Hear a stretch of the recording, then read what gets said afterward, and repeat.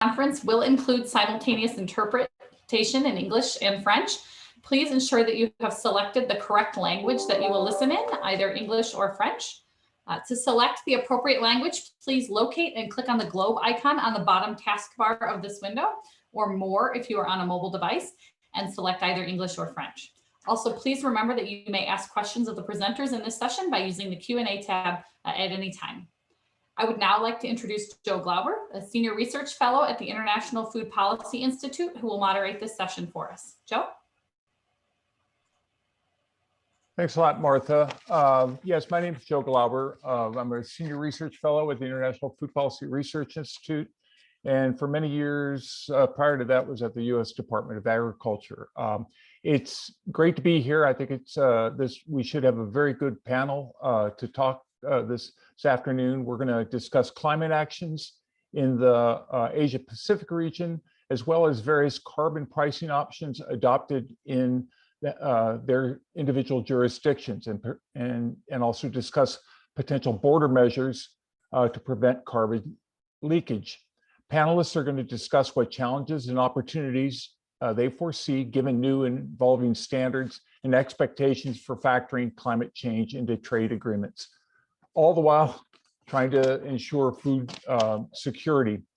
So the order of speakers, we first have Liang Seng, who's an associate researcher at the China National Institute of Standardization. He'll be speaking to us via a video. And then Liang will be followed by Jennifer Turner, who's currently the director of China Environment Forum and manager of the Global Choke Point Initiative at the Wilson Center, and for many years has been working on environmental and energy issues in China. So really looking forward to what she has to say. She'll be followed by Wendong Zhang, who's an assistant professor of economics at Iowa State University, who will bring a lot to the discussion. And then finally, we actually have a farmer, our Richard Heath, who's the executive director of the Australian Farm Institute. So what I'm going to do is turn it over to our start up the video. Again, as I say, our first speaker is Liang Seng, who's the associate researcher at the China National Institute of Standardization, as well as the Secretary General of the National Technical Committee on Carbon Emissions Management of the Standardization Administration, which all focuses on standardization of statistics and supervision of carbon emission management. He also serves as co-convener of the ISO 14090 Climate Change Adaptation Working Group, responsible for the development of national standards. Due to the time difference, unfortunately, he was unable to join us live for the conference, but he recorded some comments to share with us. So let's watch that video now.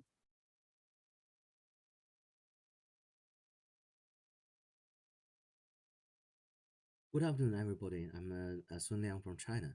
I work for China National Institute of Standardization. I'm very pleased to be able to participate in this conference.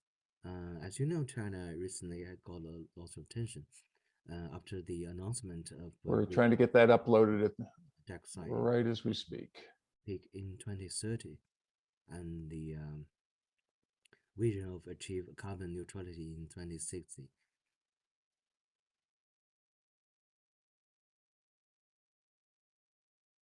Carbon peak and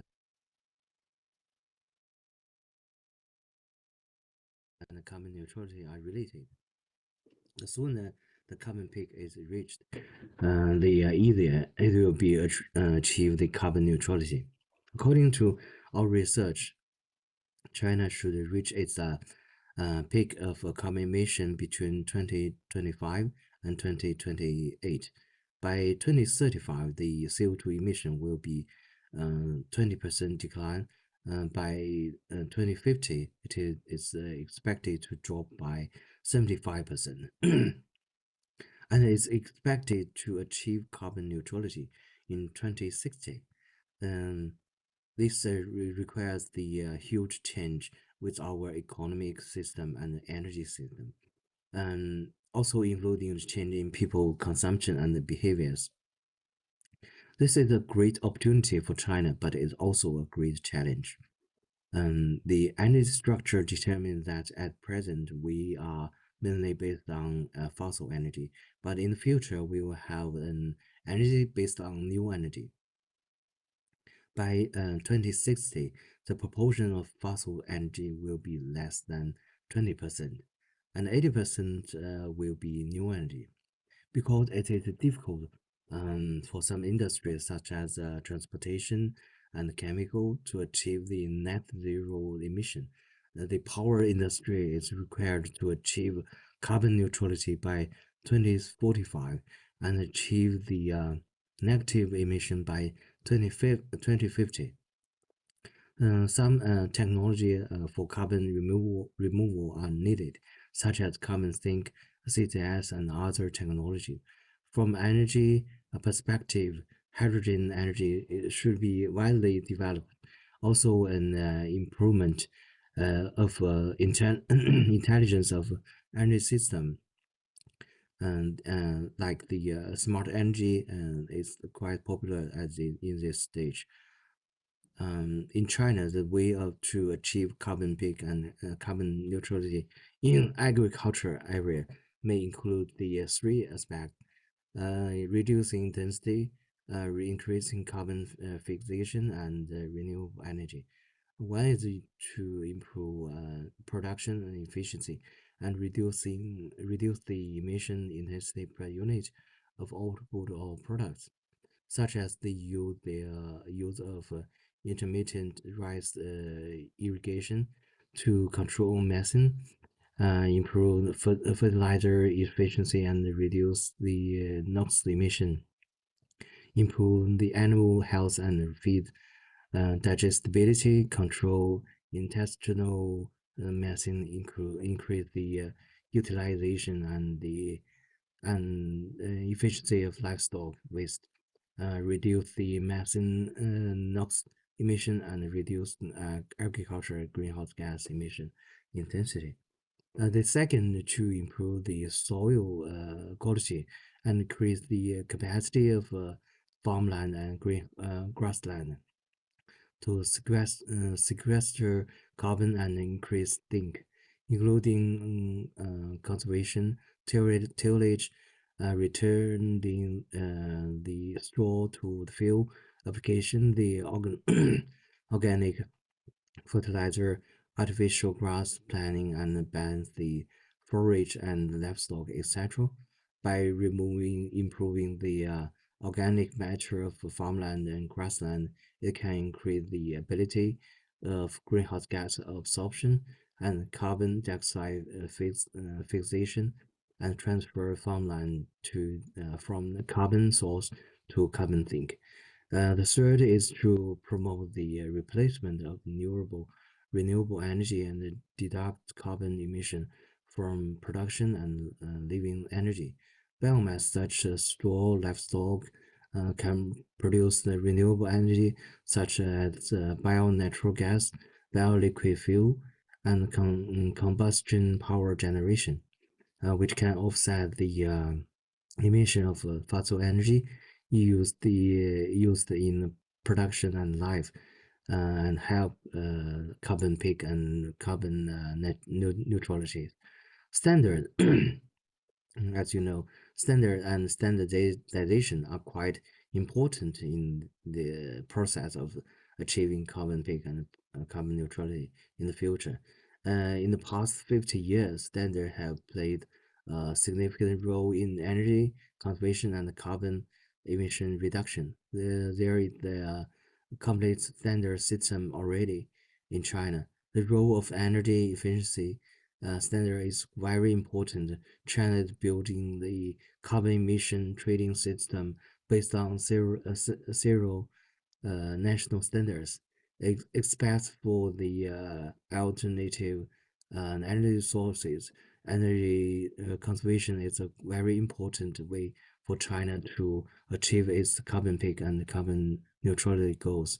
In the construction of China carbon emission trading system, the allocation of allowance is mainly based on the benchmark method, we have established mature standard system in a high energy consumption intensity energy consumption industries such as electricity, cement, steel, chemical, and building material.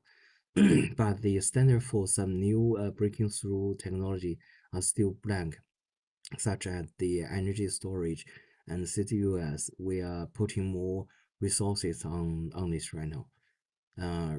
Recently, I noticed some region is going to launch the carbon border adjustment mechanism. My suggestion is that it shall be zero international standard to make sure we have the same measurement for GHG emission and removal, and carbon offsetting, and also carbon neutrality.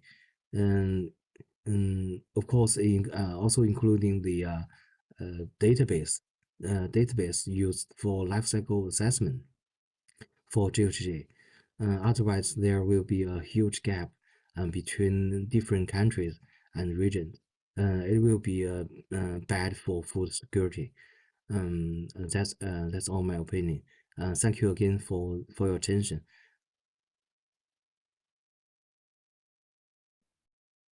Great. Well, very lucky to have this video. Wish Mr. Liang were here in person, but hold on just a second.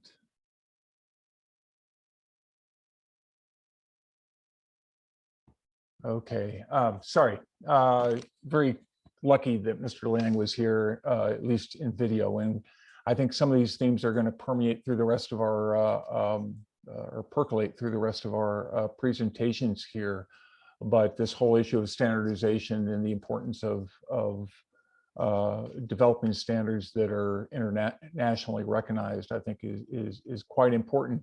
But next, we're going to turn to our next speaker, who is Jennifer Turner, as was mentioned before, who's the director of China's Environment Forum and manager of the Global Choke Point Initiative. Her bio, like all the others, are in the are on the website, but you can see that Jennifer has been involved with any number of interesting initiatives, and so she's going to talk a bit about China here. And Jennifer, I turn it over to you. And I'm unmuted. Hey, yay. Hi, thank you so much for having me here, Joe, and also the Farm Foundation. So we'll get going, because I know all of the speakers are going to try to quickly go through our opening remarks so we can take questions from you in the audience. I was glad that the previous speaker, he covered a lot of the issues about where China wants to go on decarbonization. Now, when we think about coal, and I think previous speaker, you talked a little bit more about, the CO2 emissions from it. And it's true that coal does generate a lot of CO2. I mean, China's #1 in CO2 emissions from coal, also air pollution. But another important aspect, or maybe bad side of coal, is that it also has a very large water footprint in terms of water to use to clean the coal, cool coal-fired power plants. And in China, massive coal ash ponds need to be irrigated with lots and lots of water. And coal is also pretty notorious for causing a lot of pollution in China's water. I mean, China already has very severe water pollution. So I give that little run up here because I want to talk to you today about a project that we started at the Wilson Center back in 2010, together with the Traverse City-based Circle of Blue, which is a journalist NGO that does lots of multimedia reporting on water issues. I want to talk about my Choke Point China work, which is looking at the climate. And so you notice that I don't have, well, I say water, energy, food nexus as a climate solution, but ultimately our research is really focused on the water footprint of coal and the energy footprint of water. And I start off with this first slide picture because it seems like a bit bragging, but our research and multimedia research and convening and conversations that we started in China and the United States about coal's water footprint actually became part of the US-China climate agreement back in 2014. And there is still a US-China bilateral project based in the US at Lawrence Berkeley National Lab, looking at the technologies and the kinds of policies needed to lower coal's water footprint and to make water more energy efficient. So I want to tell you, can you next slide? I'm going to tell you a little bit of the story about this today, because not only was it in that agreement, but the research that I'm going to talk to you about also became Greenpeace and the World Bank based some programs in China, thirsty coal and thirsty energy programs. Universities in China have started to adopt this water energy nexus lens in their work. So this is another way to kind of think about coal, because coal uses lots of water, and that water can then impact and threaten food security and food production. So here in this opening picture, this gentleman is standing inside of the Nanshui Beijiao, China's South-North Water Transfer. Next slide, please. This is the world's largest water transfer project. The first two lines, east and in the middle, have been constructed, and we'd started our research. They still hadn't begun very much this far western line, which again would be moving water from southern China to the north. Northern China is where most of the coal is. A lot of the cities like Beijing are high and dry and short of water. But when we looked at the western line, we thought, wow, why are you moving that much water? And the chief engineer in the interview slapped the table and said, we must move that water to the northwest, because that's where so much coal is for China, and China needs coal. Next slide to show you a picture of what this is, the far eastern line of the South-North Water China project. I bring this up at the beginning because it really stresses that in China, as well as the United States, that water serves the energy sector, that they would use a lot of electricity to move this water to the north just to serve coal. Next slide. So when we were doing our research, we gathered lots of data about also a question that no one had looked at before. How is coal development impacting water?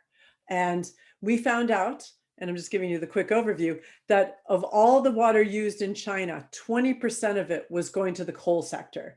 And that is a percentage that no one in China had ever realized before. And when we went to, we also discovered, next slide, that in northern China, in the center here, that is also one of China's grain belts. Like 50% of the wheat, 40% of the corn was grown in north central China, the same area where there's a lot of coal being mined. I mean, and so this fight over water really meant that the ag sector was going to lose.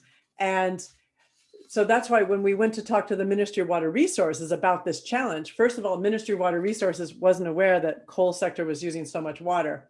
But then they told us, Wenti Buddha, not a big problem. Next slide. Because we have decided that we are going to move the grain belt. And I find this the most fascinating example, that they started investing in irrigation in the Northeast to make room to continue mining coal in central China. All right. That's the coal water nexus story, to give you a little information. Next slide. Thinking about the energy footprint of water. Now, another part of our work was looking at wastewater treatment in China.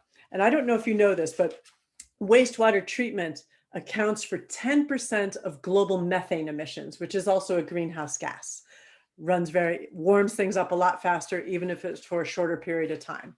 And now China, being the world's most populated country, they produce a lot of sludge. And we discovered in our research that of the 40 million tons, which is about 5 Giza pyramids, only one pyramid was being treated.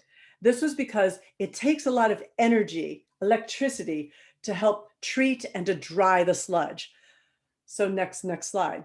So very few cities when we first started were actually trying to really deal with the sludge problem through a solution that's very common in the US, sludge to energy.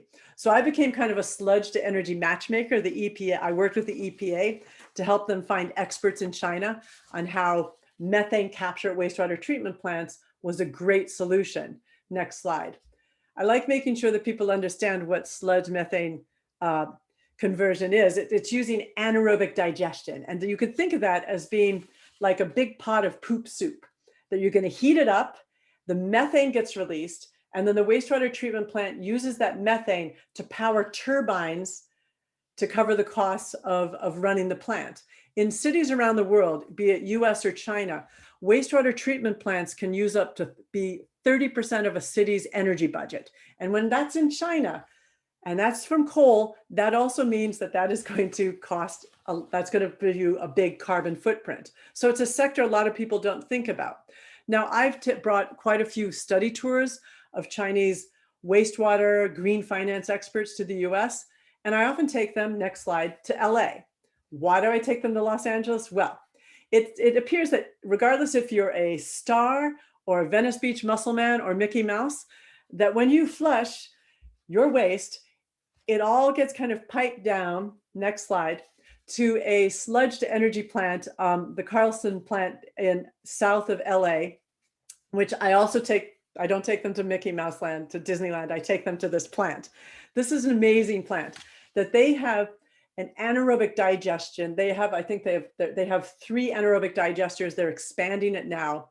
That not only do they capture the methane from the sludge, the poop, but they also, next slide, you were there, Jessica, that they also are putting food waste in as well. And they're cooking it all together. And not only are they powering their plant, and so this is one of the largest plants in North America, and it's completely closed loop. They power themselves, but they're also selling compressed natural gas. And so the food waste and the human waste is turned into a climate solution. And I mentioned that because this is in China, they're very excited about this prospect, because this is a way that they can help, take care of the sludge problem, create a clean energy. And China has been really promoting kind of closed loop solutions. There's some other challenges that are still the obstacle for Chinese cities to completely adopt anaerobic digestion, but I can take questions in the Q&A. To wrap up my comments briefly, because I was really going to try to keep it to 8 minutes and I'm almost there. Next slide.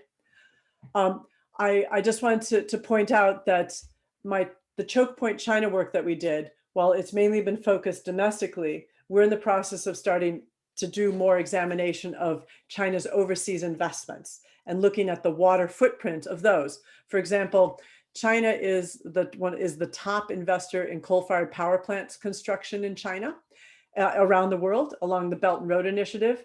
And one example that in Zimbabwe, there's a plant that's being built in North Zimbabwe, and it's very dry, and there's not enough water to cool the plant.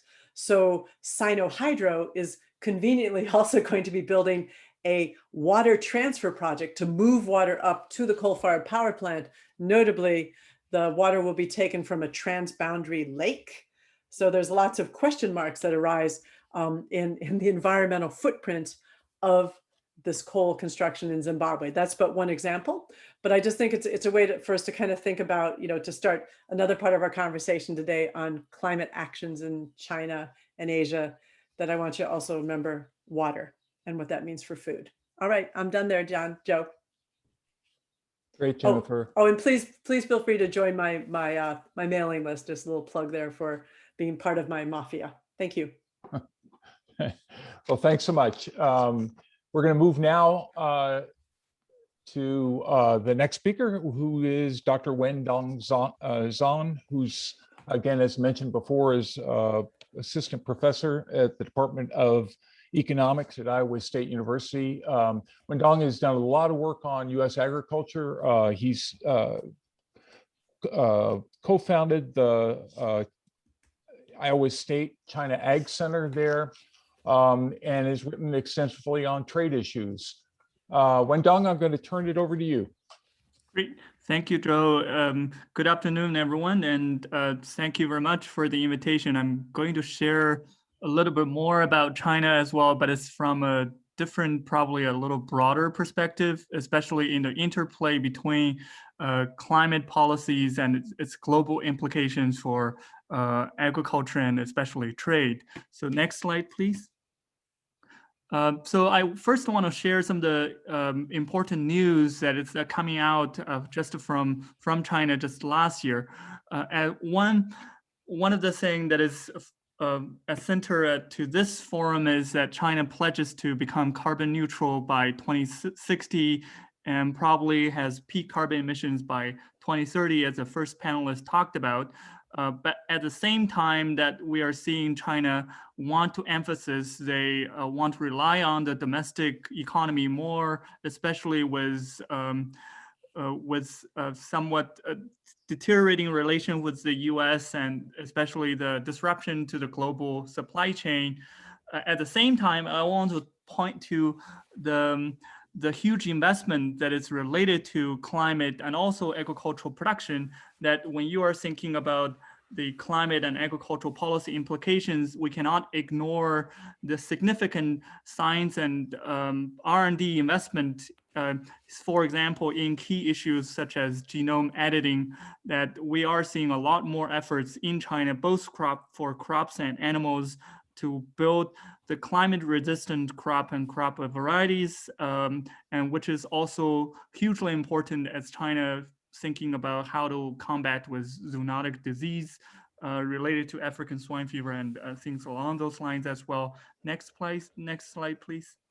So here are some of the recent emphasis coming from the top leaders in China that talking about the arable land and the seed technology, and are the two keys essential part of thinking for China to thinking about how to improve not only productivity and production levels, but also satisfying a growing set of demand in terms of nutrition with a balance between food production with nutrition demand, different types of products, as well as thinking about ecological and environmental footprint. Next slide, please.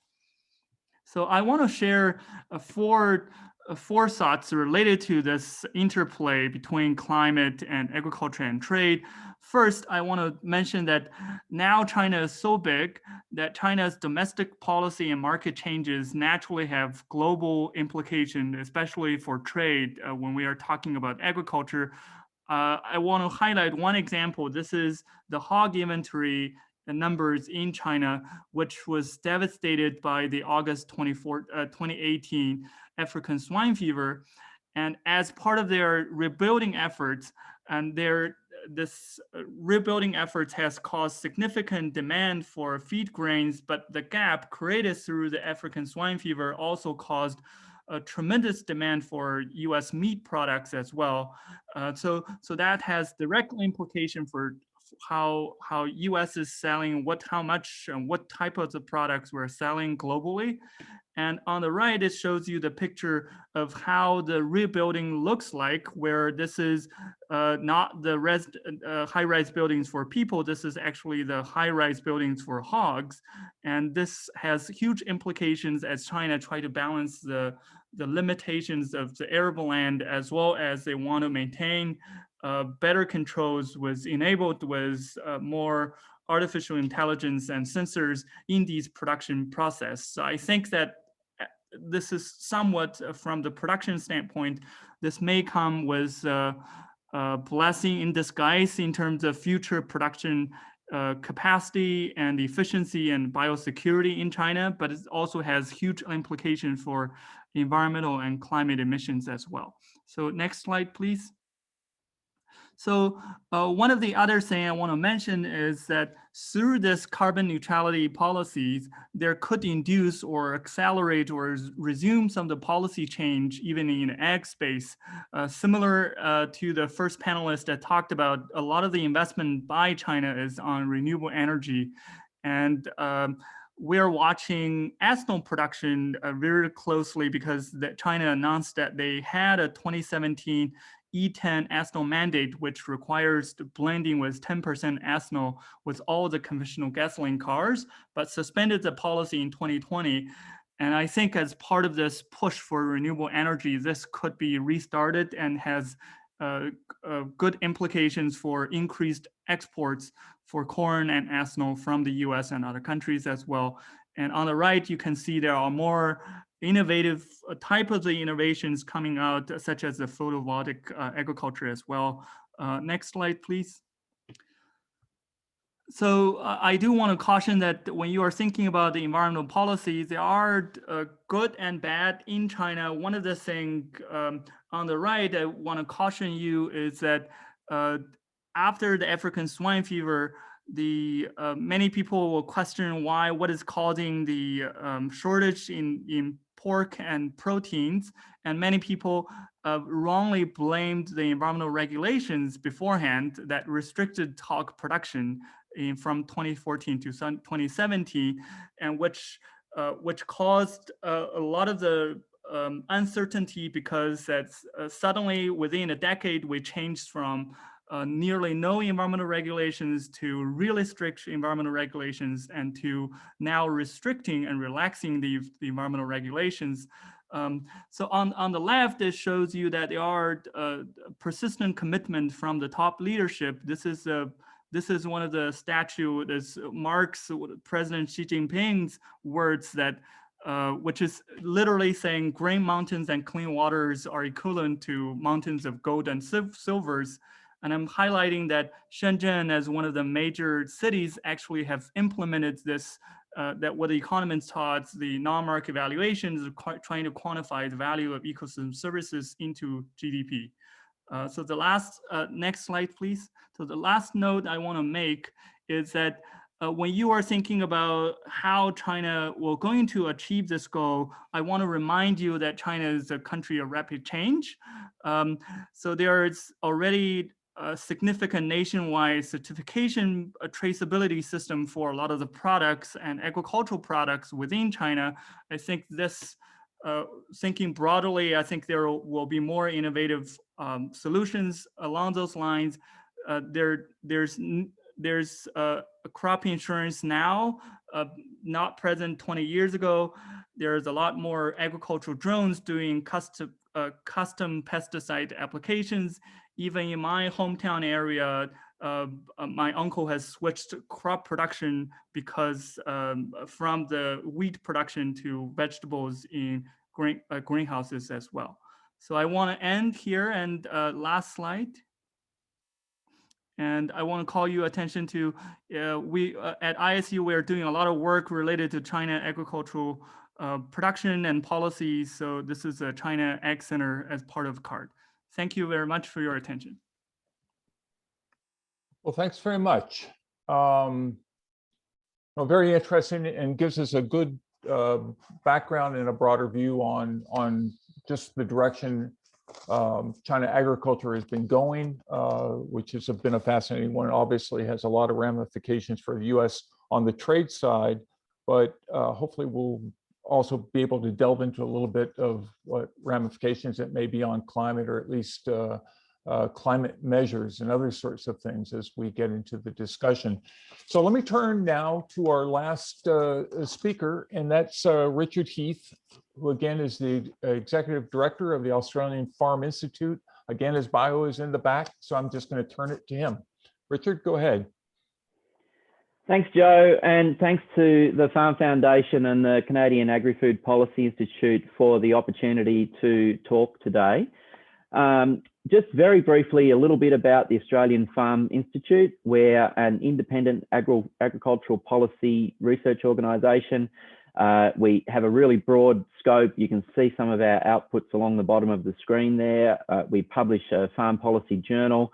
We do research reports. We produce a newsletter, and you can see the range of topics in some of those journals and research reports across the bottom there. And recently, we have been doing a considerable amount of work in the stewardship and biodiversity and sustainability space, where there is a lot of policy development going on in Australia. So first slide, please.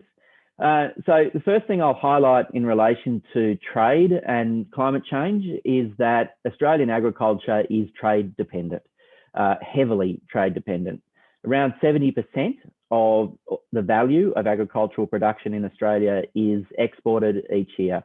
And you can see in the different commodities there, you know, in some, for instance, sugar, as high as 86% of the value of the sugar production in Australia is exported. And our major commodities such as red meat and crops such as wheat and canola, all over 70% of the value is exported.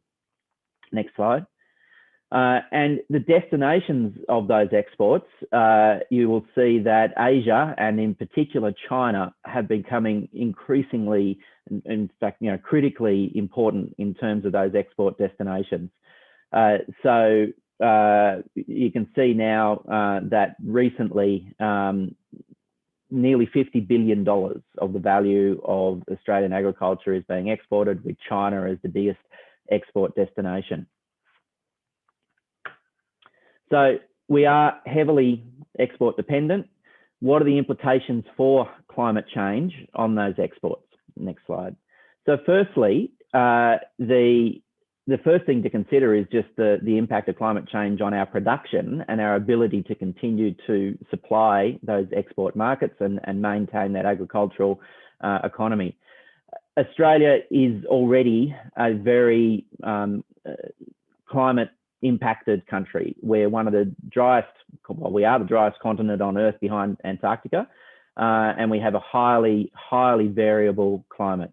So we've already dealt with extreme climate variability for some time in our agricultural production systems. But that climate variability is only going to get worse, significantly worse, and trend downwards in terms of the impact on production overall. So you can see there just a range of forecasts and current observations in relating to some of the important export commodities that we produce.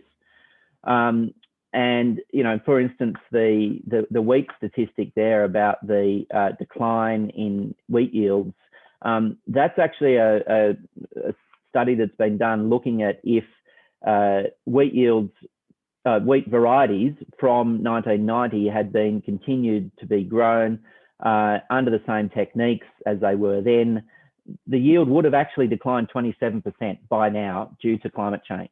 It is only because of increased or improved wheat genetics and improved crop production techniques that wheat production has managed to keep pace with the impacts of climate change, and our production has continued to grow, albeit slowly, and nothing like the sorts of yield increases that have been seen, say, in corn and soybean in the rest of the world. So the impact of climate change on production already is severe and is forecast to be, continuing to be very severe into the future. Next slide, please. The other really important impact of climate change on trade is the impact that it's going to have on accessing markets and trade agreements and the attitudes of the countries that we're exporting into in terms of how we are dealing with climate change and a whole range of sustainability issues in Australia. Now, I'm going to highlight here the EU activities around its sustainability. Even though I've just talked about the importance of Asia to our export markets, we still look to the EU in terms of setting trends around attitudes towards sustainable production that then flow on over time throughout the rest of the world into trade agreements and general production standards. So the EU Green Deal lays out a whole range of practices that are expected to be applied on farm by 2030 to improve sustainability and reduce greenhouse gas emissions. You can see there it's not just about carbon. There are a whole range of things around antibiotic use, increase of organic production, labelling requirements.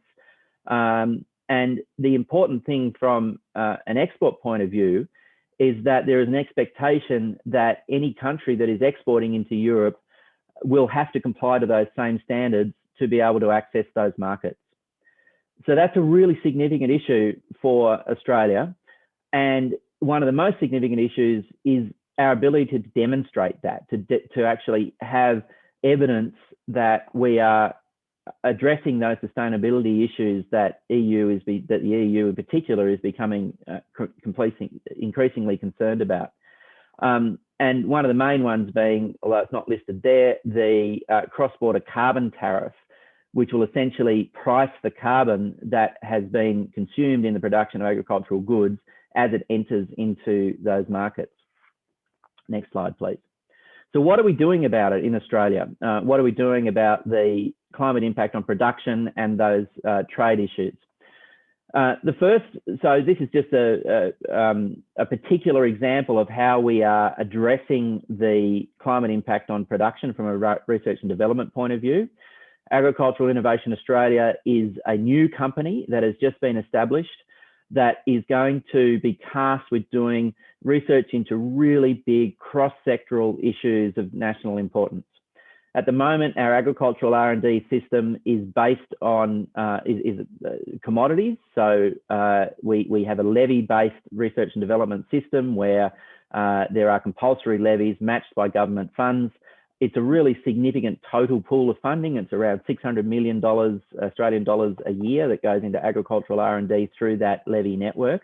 But that is administered through on a sectoral basis. So there's a Grains Research and Development Corporation, a Cotton Research and Development Corporation, for instance. There's 15 of those research and development corporations that do research into those sectors. This new company works across all of those 15 RDCs to do research into those issues that are relevant to all sectors, such as climate change, recognizing that climate change doesn't begin or stop at one particular sector. So there's been a big change in attitudes towards and recognition that we need to work across all of agriculture to help in climate change mitigation. Next slide. The other area that we're working on is that ability to demonstrate our sustainability credentials. This is another large program that the Australian Farm Institute is very heavily involved in producing the Australian Agricultural Sustainability Framework, which is a federal government funded initiative to provide a set of national standards for sustainability. Next slide, and this is the final one. So just as a representation of how this will work, you'll see in the middle there, again, on a sectoral basis, there are lots of sustainability frameworks that apply to Australian agriculture. While that's admirable and all our sectors, are recognising the imperative to be able to demonstrate their sustainability credentials, taking that forward to the rest of the world as a portfolio of sectors, essentially all with their own frameworks, is not the ideal way to demonstrate the entire country's sustainability effort. So this Australian Agriculture Sustainability Framework will produce a mechanism whereby all of those frameworks can be aligned, can use the same language, can be using the same metrics, which then provides the ability to report on a common basis, aggregate all that information to provide the evidence of Australian agriculture sustainability to help accessing those markets in relation to climate change. That's it from me, Joe, and thanks for your attention. Well, thanks very much for a very interesting presentation. All of these have been great, and we got a lot of, there's a lot of variety. We've hit on a lot of the speakers have touched on a whole number of aspects of climate here. First, let me say to the audience, go ahead, type your questions in if you have questions, and we'll try to get to those. But I'm going to start with a couple for the panel. But I would encourage you just to put them into the chat box, and then we can pick up the questions from there. I'll be monitoring it the best I can. But first, and it relates a little bit to what you were saying, Richard, and also the initial presentation by Liang on standards and sort of measurement of carbon. And if we are going to get into a world where border measures are being set on various standards, I think the question that arises is, well, how do we ensure that what you're saying your farmers are doing is going to be accepted by what, say, the Europeans are saying or need to be done? And I open this up actually to the whole panel to address this issue. But Richard, let me start with you, since we're dealing specifically with the Farm to Fork initiative, and I'm not picking on that. It's just it's a great example of a potential border measure issue here. Yeah, look, that's going to be a really important issue to resolve, Joe. And I think that what we've recognised in Australia is that we have traded for some time just on our reputation of being clean and green. Reputation will no longer be good enough. There will need to be an evidence base. There will need to be data that you can use to demonstrate your environmental credentials. And that data will need to be transferable. It will need to describe things that are tradable, essentially, that will need to be clearly understood and defined using common terminology, common ontologies, so that they can operate on global markets.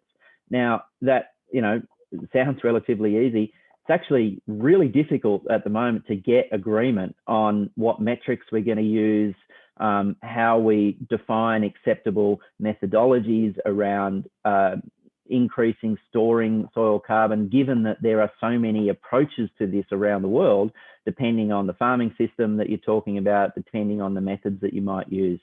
So that's part of the work that we're doing at the moment, is just trying to get some commonality of language and some alignment of definitions and metrics around things like soil carbon, so we can start to get some maturity in these markets, because there is an enormous amount of you know, it's not just going to be the requirements to access markets, it's the actual investment that is looking to be placed into these markets as well that needs these sorts of measurement systems in place.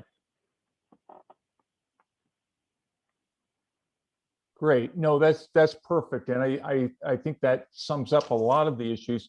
Anyone else have comments? Jennifer, how about you with there's certainly a lot of measurement for things like methane emissions and some of the waste treatment things you were talking about.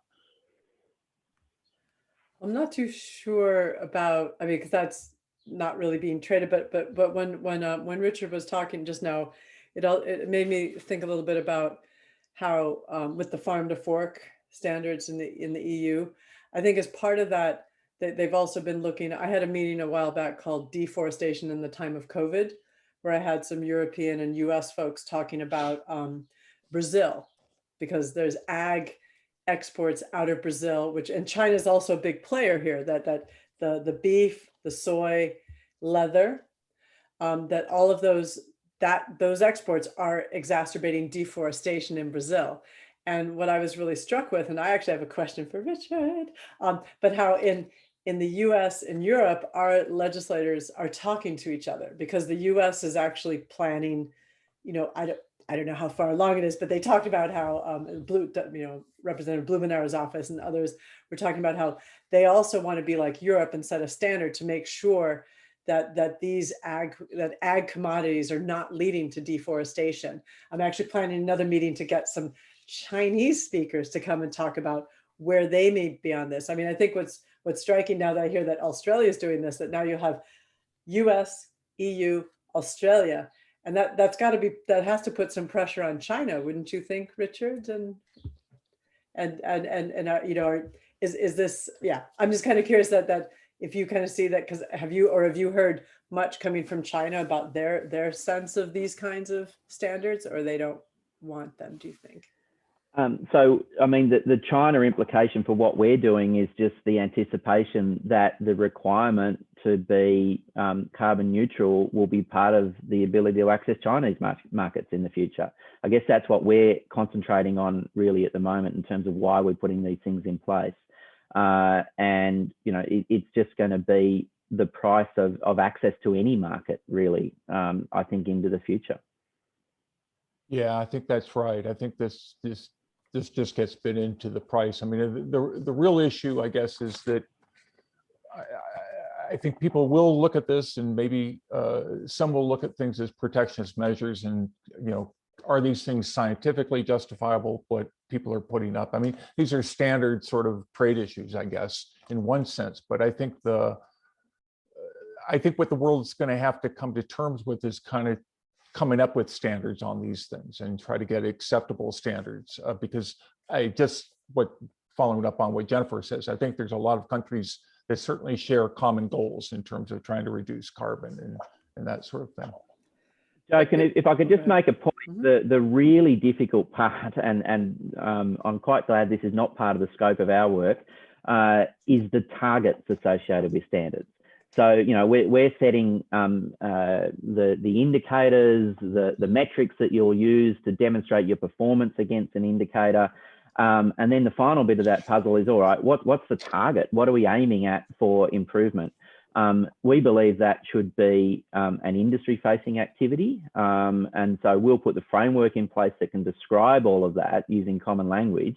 And then it's essentially up to industry to determine what their goal is, where they can move to. And that will be related again to things like, you know, Paris targets and global agreements that require some sort of movement. And that's where it does get interesting in Australia, because we have actually had quite a bit of divergence between where the agricultural industry wants to go and the efforts and initiatives within agriculture compared to a lot of the language coming out of our federal government, which has been, how will I put it, resistant to significant change and embracing some of these more ambitious climate targets. That language is starting to shift, and there's more of an understanding now. But industry, you know, the agricultural industry has really led this and been pushing for these sorts of policy changes and understanding rather than it being imposed on them by government at this stage. Okay, we do have some questions. Martha, were you going to come in on these, or do you want me to just read the question? You can read them, Joe. Thanks. Okay, so we have a couple questions from Brad Gilmore, and one is for Wendong. Can you talk about these mega pork farms in the Southwest? How do they deal with affluents? And it seems like the water basin may suffer from serious nutrient overloading in such a case, unless they're dealt with in a less traditional manner. So you have to, this is a good question. So you have to bear in mind that the production scene for the hog sector in China is quite different from the US, that 40% of the hogs were produced in a backyard fashion, that the top 10 firms in China produce less than 10% of the pork before African swine fever. So compared to that baseline, these mega farms, for these mega pork farms, it's much easier for them to monitor the input and the effluent as well. So often when you are looking at a lot of those technologies, they're adopting some of the technology that you see in the US farms production scenes as well. So you have the lagoons. You also some of the livestock farms are also trying to capture methane as well. But as you said, that this is the water quality issue is a really significant one. So why if you recall the picture I shared, they're in the middle of a hill or a mountain because they are increasing demand for environmental quality by the urban residents. So they don't have a whole lot of places to choose from, and they also want to reserve the arable land for crop production too. So in a way that I think overall, if you contrast with what China has been previously doing, this I think will save in terms of environmental footprint, especially with better monitoring and the easier to capture. So you can almost treat this as a point sources for these sort of the farms. But I think that the implication of those, we have done research which look into how the environmental regulations impacts are. What we find is they probably led to 8 to 10% loss in the hog inventory in the targeted area in the southeastern 8 urban provinces south of Shanghai. However, if you look at the ambient water quality, there's virtually not a whole lot of improvements at all. Right, so it's really hard to change it's really hard to change the water quality despite drastic measures. It takes a long time. Great, thanks. Anyone want to comment as well on that? If not, I'll move on to the next question. and this one I think is for you again, Richard. Are Australian farmers more in favor of mitigating climate change than the federal government is?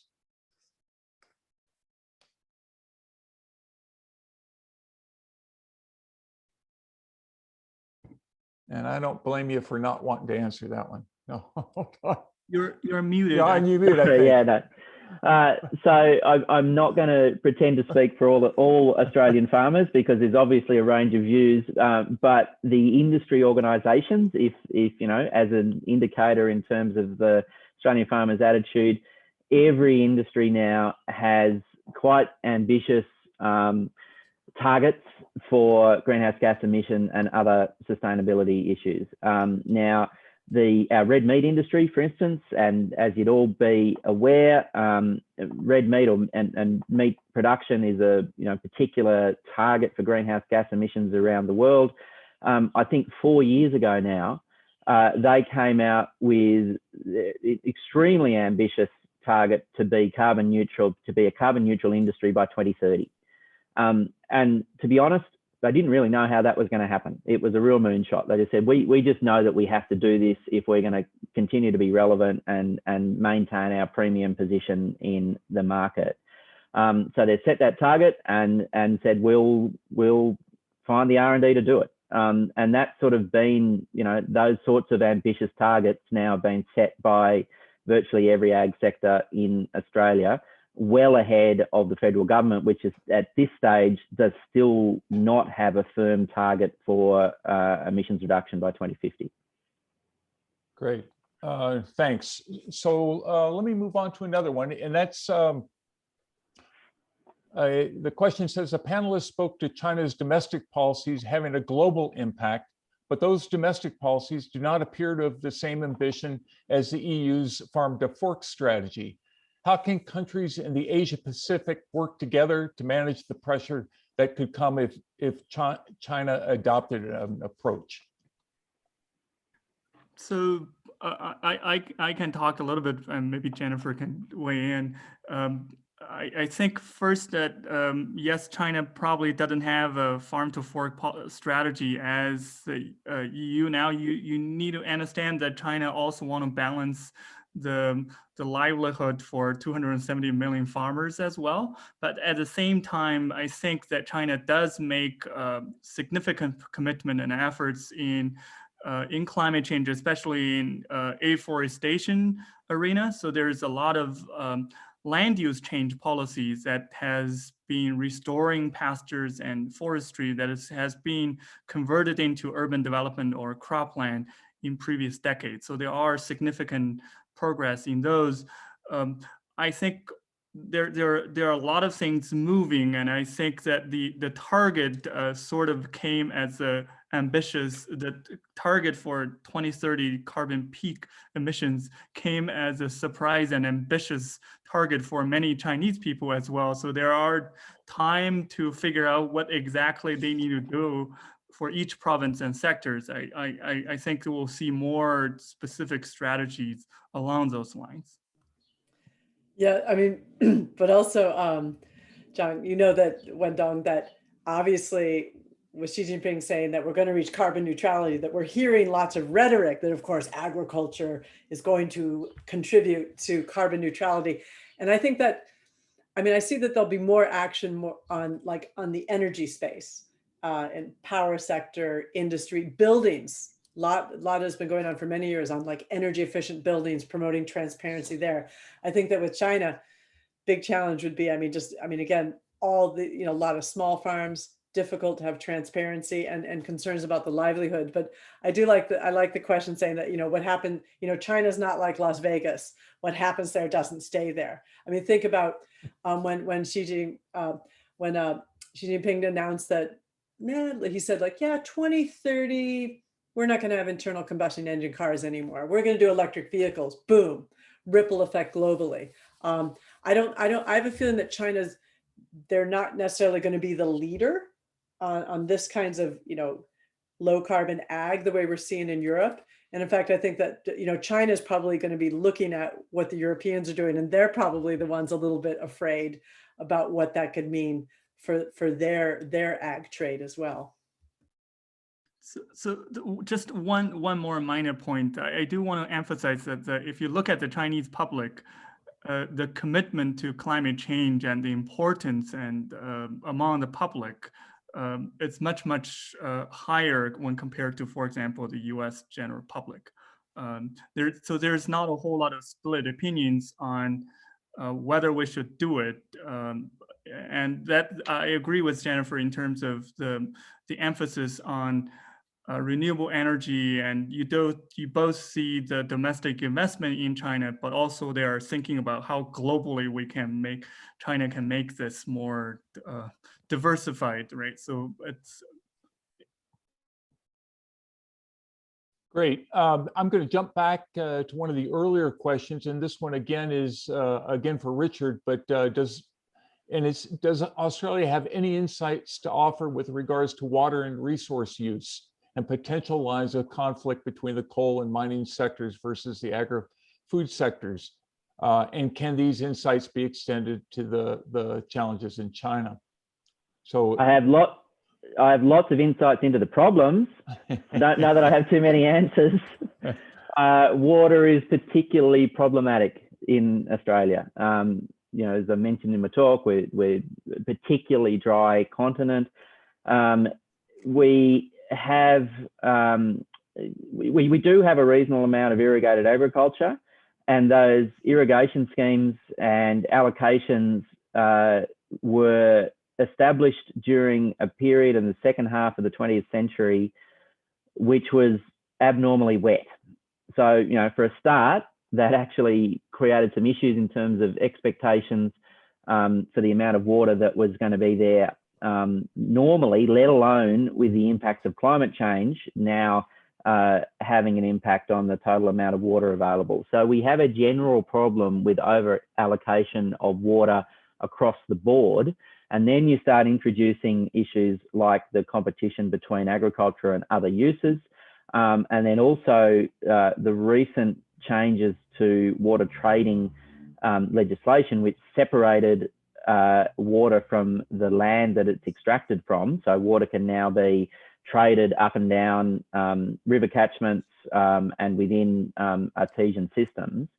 And we've got, some would say, you know, a relatively dysfunctional system at the moment. And in fact, there has just been a very significant study into water trading that's just been released by the Australian Competition and Consumer Commission, which is our federal body that looks at these competition issues around trade, that has found serious deficiencies with those sorts of trading arrangements.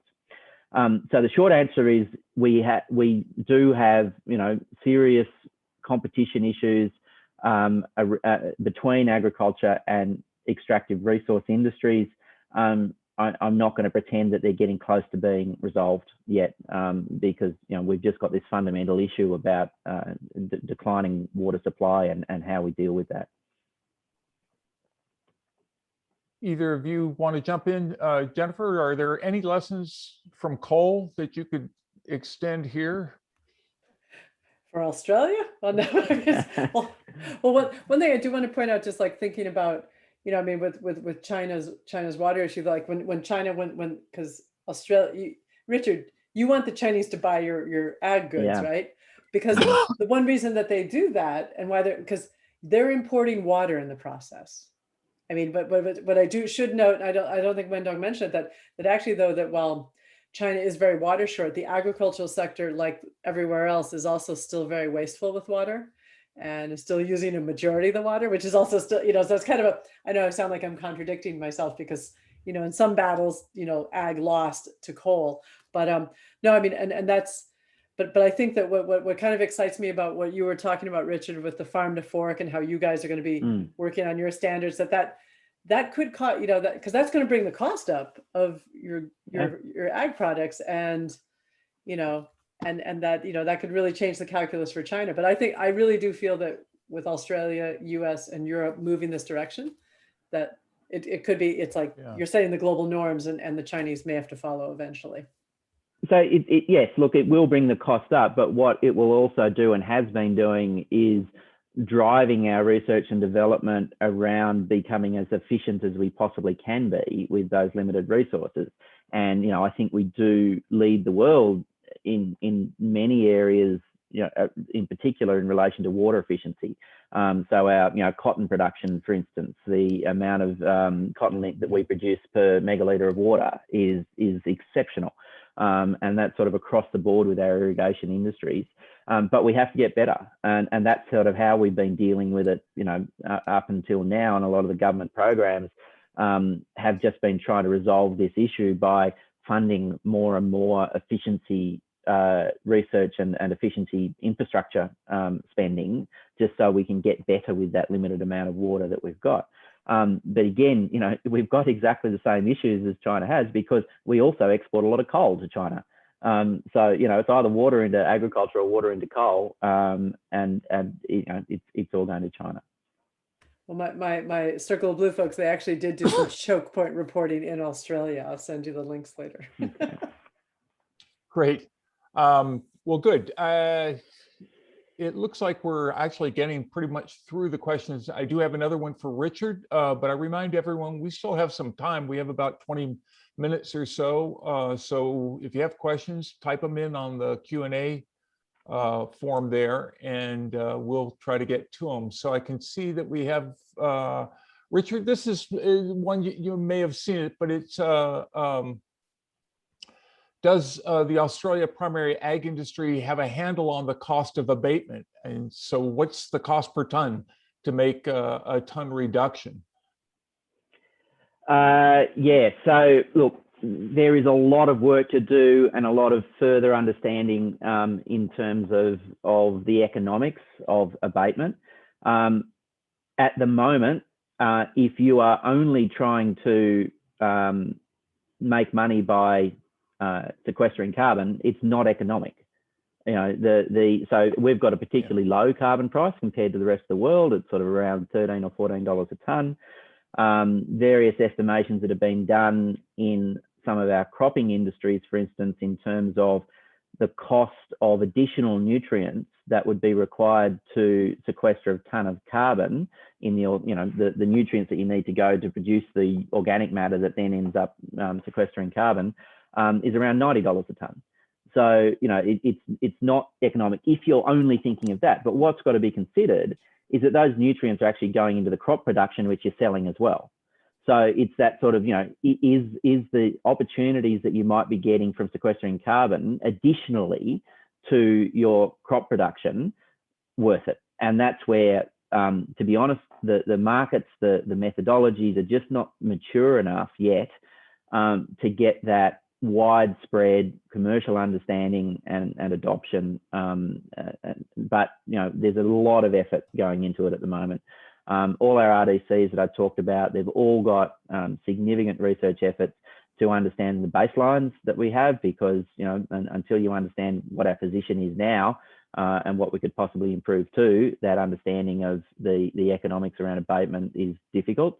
And we've got to do all that work before we can really come to grips with how much of a potential is going to be there economically. Well, great. Okay, so we do have a few more questions, which is great. So this one is, how do the panelists see China addressing its food security concerns concurrently with environmental issues, animal health issues, and their impact on the China agri-food imports? So I can take on that one. So China attacked this from multiple angles. So you need to, one of the key parameters I always tell US farmers when I go out is that China roughly only have 7 to 9% of the arable land, but has 20% of the population, while the US ratio is less than 4% of the population, almost 15% of the arable land. So one of the first things China does is they are being strategic in what sort of the crops they want to grow in China, right? So they want to definitely be almost 99% self-sufficient in rice and wheat, because that become bread and noodles, right? So they are loosening up for corn and encouraging corn for silage and corn for energy production as well. At the same time, for feed grains and for land-intensive proteins such as beef and soybeans and sorghum, they're increasingly going out to the global market. So you will see that what sort of the products they're buying from globally. At the same time, they are encouraging more R&D. So you will see China has more. I saw another question on whether China using Israel's water recycling and drip irrigation.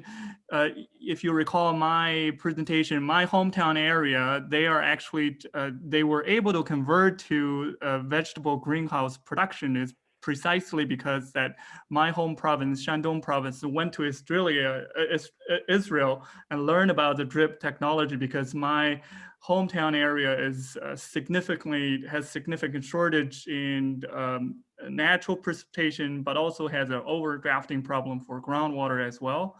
And I also mentioned that China is also investing heavily on gene editing products and hybrids in terms of how the resource less intensive crops. At the same time, for animal health, that China, for example, after African swine fever, China switched from live animal transport to more cold chain transporting meat. Right, so there are a lot of things going on in China, but precisely because that when compared, when thinking about the comparative advantage, China doesn't have the comparative advantage in commodity agriculture. That's why they despite the U.S.-China trade war, they are still buying a whole lot more from U.S.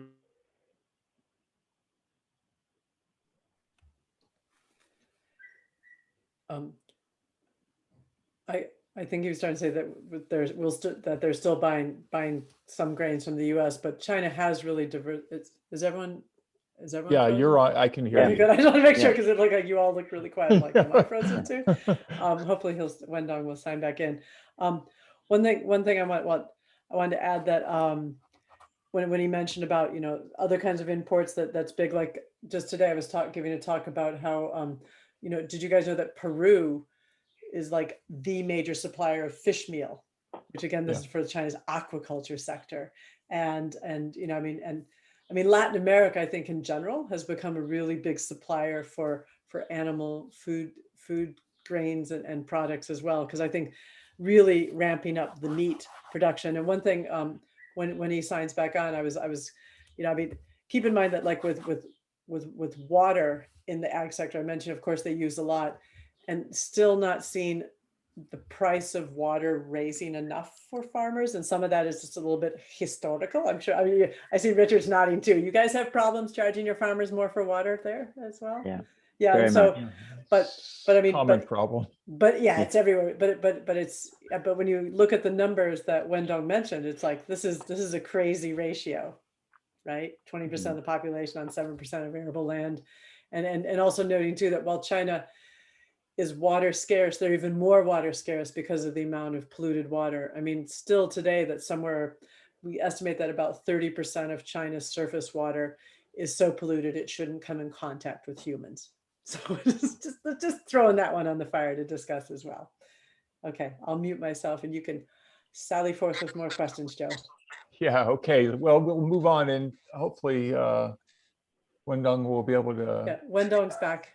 Okay, he's back. Hey, Great. sorry, I don't know what happened. Maybe my daughter is having a half day off. Maybe he's playing video games upstairs. That's quite all right. I thought it was my problem. So then I was almost happy to see that it was your problem, because I've had enough here too. But I'm going to move on. So let's.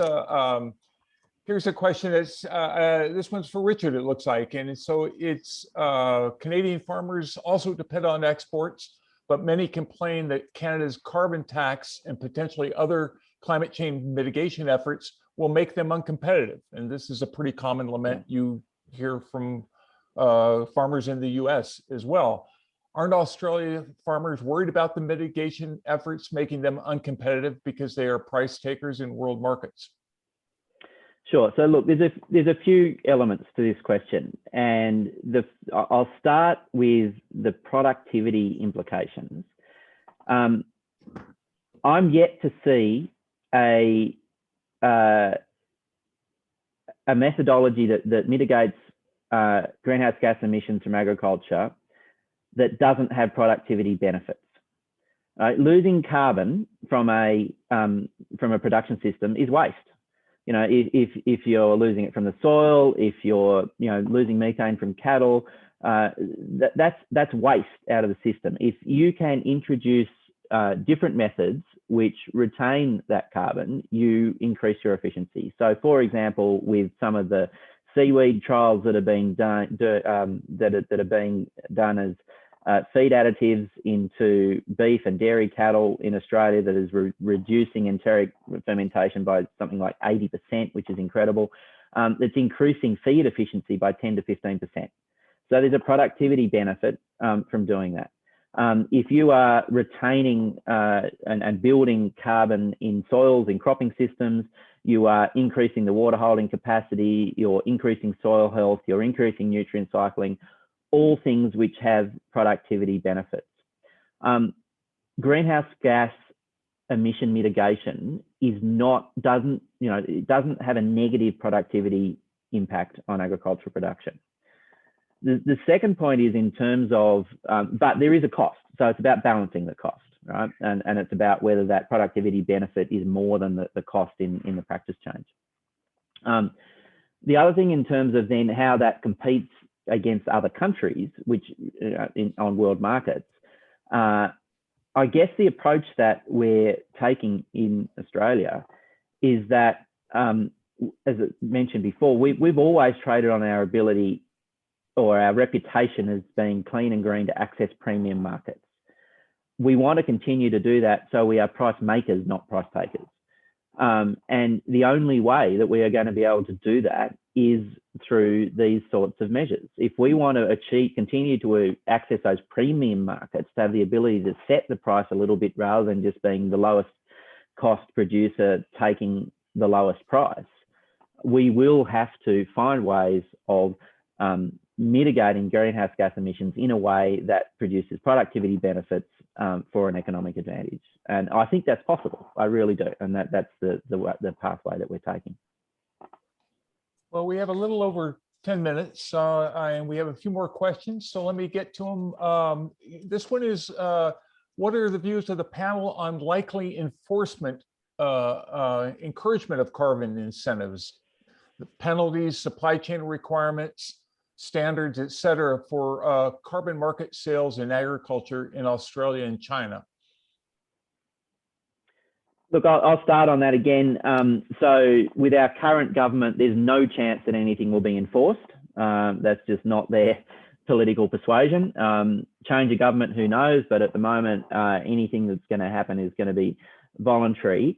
But to be perfectly honest, again, I think that doesn't really matter, because the supply chain enforcement, in terms of the ability to continue to access markets and supply chains, is what's going to drive change.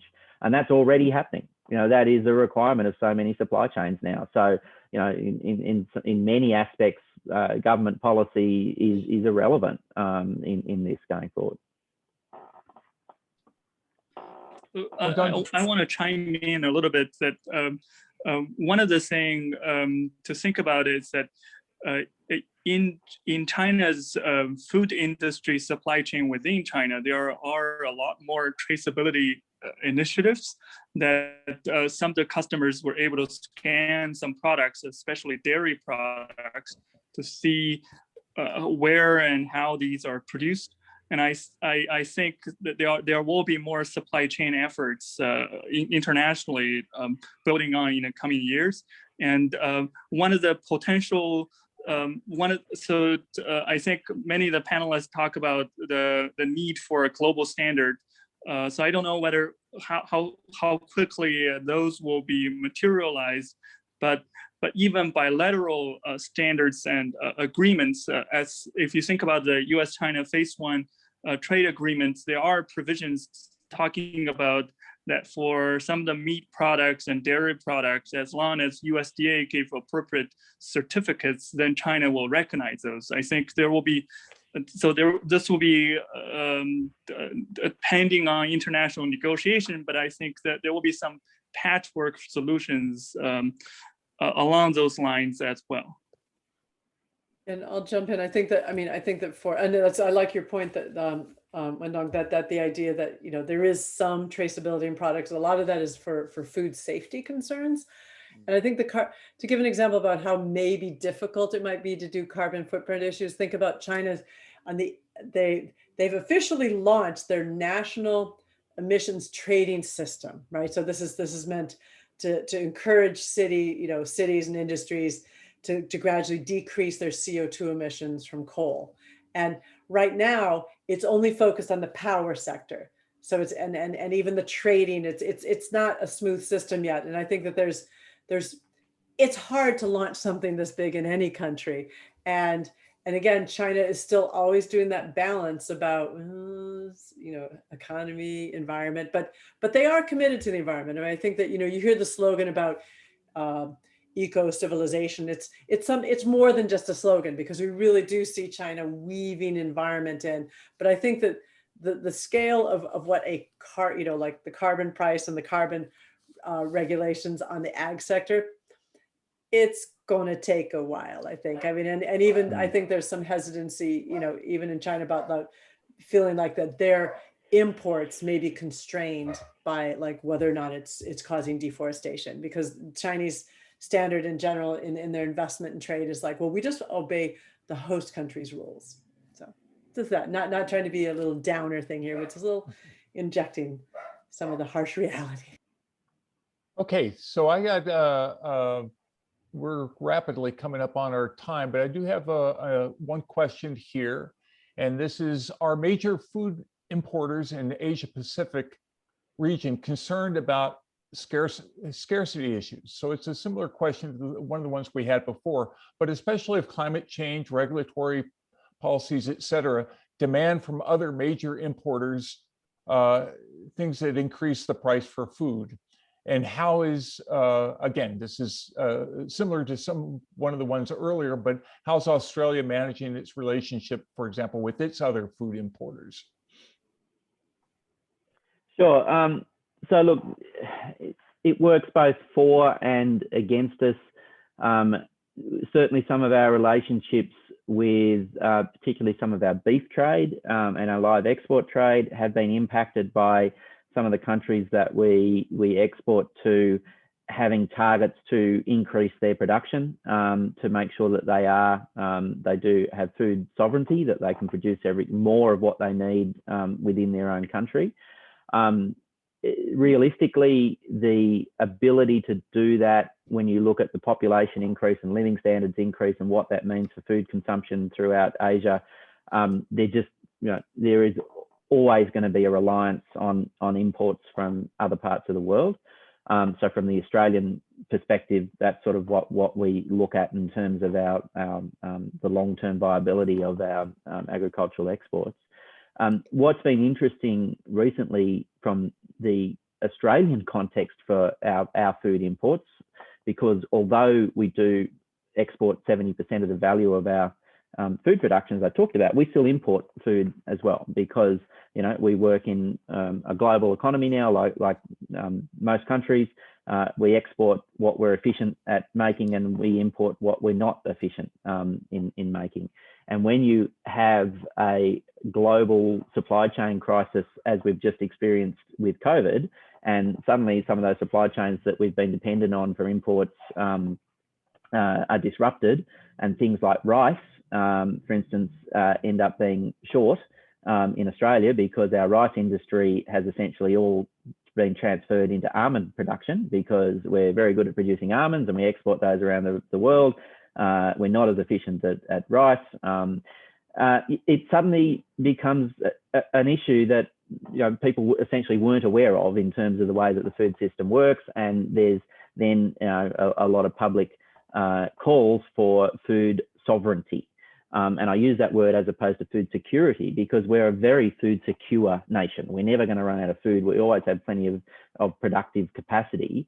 It's more a question about whether we should have the ability to produce all the types of food that we need in Australia rather than relying on those global supply chains. And that's an active discussion at the moment.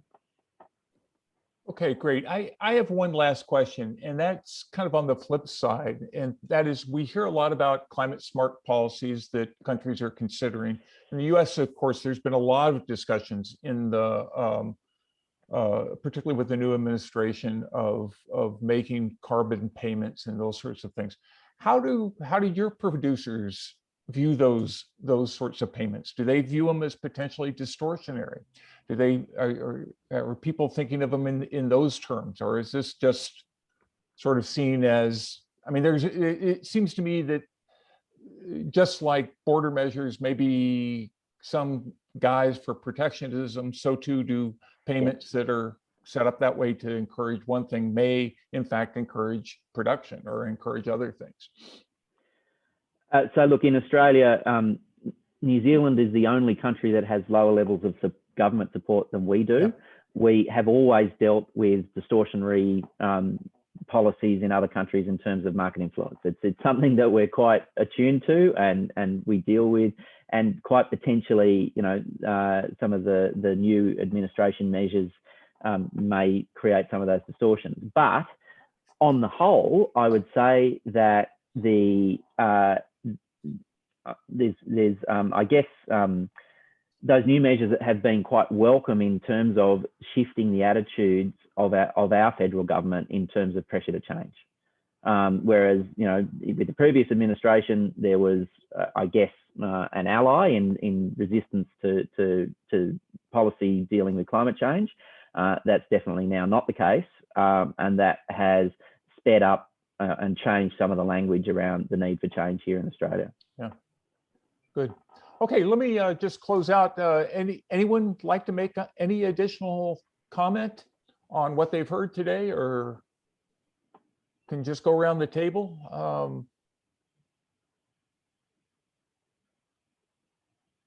Well, if not, I think we are out of questions. We've hit them all. So I think we'll turn it back to you, Martha. And thanks so much. This was a great panelist. Thanks so much. This was a very engaging, learned a lot, and really great questions from you out there in the audience. Thanks so much. And also we have to send our congratulations to the interpreters as well. Yeah, absolutely. For doing a good job to diversify our audience. Thank you so much. It was lovely. Thank you, Joe, and thank you to all of today's speakers and all of today's moderators and speakers from the earlier panels as well. Before we end today, just a few reminders. The networking lounge has been open all day. That will stay open for about another hour until 5 p.m. Central this evening. Head over there to connect with other conference participants if you'd like. To join the lounge, you would simply return to the event hub and click on the view session button next to the networking lounge. We are looking forward to day 2 of this conference on Friday, April 9th, where the sessions will have trade policy experts familiar with the USMCA present their